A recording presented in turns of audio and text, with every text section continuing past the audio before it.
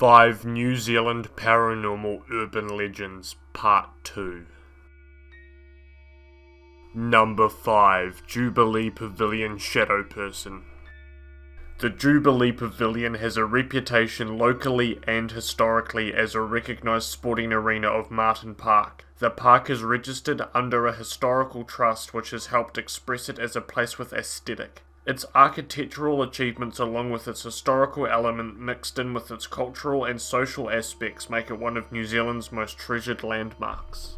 The Historic Places Trust classifications outlines the most recognised parts of the park. The Jubilee Pavilion, the South African War Monument, a Great War Memorial, and some hand-selected foliage and trees which are protected. It's the pavilion stands that give this park a spot on this list. Often seen in the stands is a shadow person. It's been described as a black humanoid mass with no features. It's noted that it normally sits towards the left side of the stands observing the field, as if watching a sporting event. Contractors doing work on the stadium have reported that the shadow figure has been approached, but it vanished before it could be reached. There is a legend at a local pub saying it's the spirit of a well-known Māori man who used to often hang out in the stadium. In life, the man was described as having a grey bushy beard, a hat, and a coat, always happy and smiling. Maybe even in the afterlife, he continues to enjoy watching people play sport. Number 4. The Auckland Harbour Bridge Ghost. A legend that goes back 30 years into the heart of the 1980s, or possibly even before that. The body of a man was found dead in the water underneath the bridge. Theories as to how the body got there range from being swept off of the platform under the bridge while fishing, or the plausibility of him losing his footing, slipping over, knocking himself unconscious, resulting in drowning, or maybe rumours of something more nefarious. Under the bridge there is a small jetty and ramp where boating enthusiasts can enjoy their hobbies in the water. The place where the platform was placed is a rough and dangerous spot where brave fishermen risk their safety to enjoy their favourite pastime. Number 3. Legend of the Taniwha. A list of New Zealand urban legends wouldn't be complete without recognising one of the most infamous Tongan, Māori and Polynesian urban legends. The Taniwha is described as a water-based creature roughly the size of a whale or great white shark, but more in the likeness of a gecko or a tuatara, having rows of spines down its neck and back. It's said that some of the Taniwha, based on legend, can tunnel through land, causing trees to rip up out of the ground. Legend credits the Taniwha for creating the harbours around the country and the canals where the rivers meet the ocean. Taniwhas are also connected by legend to landslide besides lakes and rivers. It is said the Taniwha came to New Zealand with early voyaging canoes and created the harbours of the Hokianga Harbour.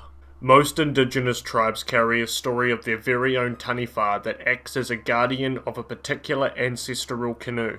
Taniwhas were used as messages of warnings towards enemy tribes that communicated with the tribe's priest, who would double as a medium. Taniwha were and are held in high respect, as they don't only serve as guardians but are also exalted as a creature that won't tolerate being threatened. People who needed to travel near a Taniwha's lair would often leave offerings as a token of respect. Number 2. The Blood-Stained Gravestone. This story rocked the very foundations of Christchurch City. William Ready Money Robertson was an Englishman who came to New Zealand in 1856 from Australia. He was based in Nelson for a short time, where he quickly obtained a reputation by flaunting his money. He took his family back to their home in England for a short time, and it was during the journey back to New Zealand that William met Simon Sedeno in Panama. After getting to know Simon a bit, the two formed a bond, and William offered him a job based in Christchurch as the family butler. Once back in New Zealand, William became verbally abusive towards Simon, patronising him and making fun of his darker skin. Simon had requested resignation, but William refused, telling Simon he owed labour to pay for the boat fare back to New Zealand and clothes that he had purchased for Simon. Simon felt defeated, but did meet a lady named Mary, who he had formed a bond with that spawned into a loving relationship. The house also commissioned 2 Irish girls called Margaret and Catherine, who together together would also bully and harass Simon and make fun of Mary. Margaret and Catherine crossed the line when they spitefully asked Mary, "What do you see in a black man?" and continued to make fun of their bond. This made Simon snap into a fit of rage. He acquired a butter knife and attacked Catherine as she washed dishes, cutting her face and chest. Margaret escaped and headed for the living room where William's wife, Eliza, was drinking tea with her daughters while their father was away on business. Margaret made it as far as the hallway before the living room, where Simon caught her and pushed the knife into her back, causing her to collapse. Simon stated, "She speaks of my lady," and then stabbed her in the ribs. Simon was pulled off of Margaret and calmly gave the knife to Eliza, and told her chillingly, "I'd have killed Ready Money too." Catherine survived, but Margaret died only a few steps from where she was stabbed in the Christchurch home of Canterbury Terrace, which is now Cambridge Terrace. Simon before court was found guilty of murder, attempted murder, and threatening murder, where he was held in custody in Market Square, now known as Victoria Square. As Simon was being taken out of the courtroom after being sentenced to death by hanging, he spotted Eliza in the courtroom. She was the only one other than Mary who had shown him respect. He told her, "Goodbye, ma'am." Simon was hung in Littleton and Margaret was buried in the Catholic section of Barbadoes Street Cemetery. After her funeral, it was reported that every time it rained, a bloody handprint appears on her headstone. Some say it's the iron content of the stone, whereas others believe it's the spirit of Margaret reliving her painful and tragic final moments. Number 1. Glen Eden Railway Station.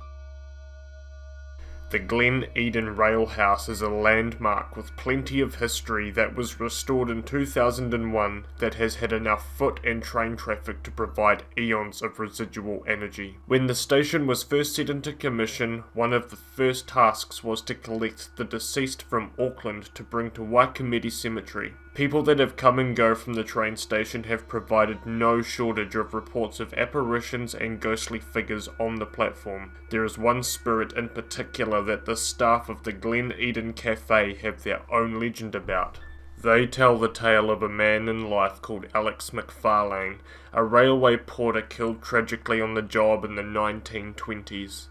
Mr. McFarlane was a tablet porter who passed away on January 11th, 1924 at 5 p.m. He had lost his balance and fallen onto the tracks, which led to his legs almost being severed from his body, causing his demise. Let's hope that one day his soul finds its own peace.